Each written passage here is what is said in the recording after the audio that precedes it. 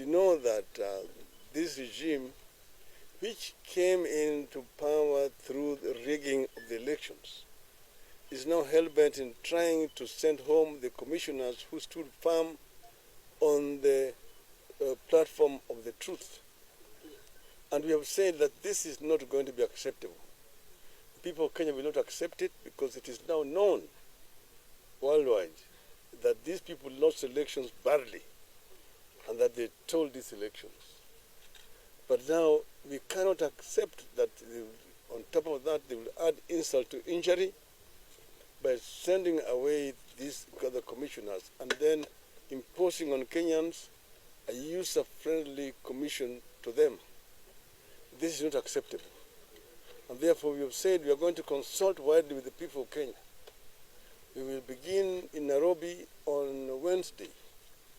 We will have a meeting with the people of Nairobi at Kamkunji grounds to ask them if they accept that these commissioners should go home.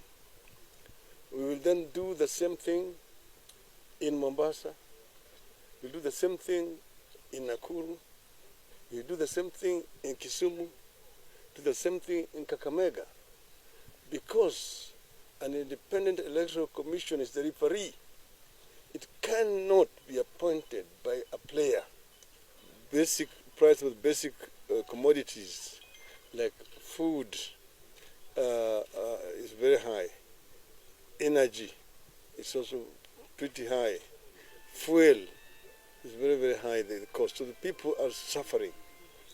And some of those palliative measures which had been introduced by the previous government, like Kazi Mtaani, which we had said was going to be continued, have all been stopped.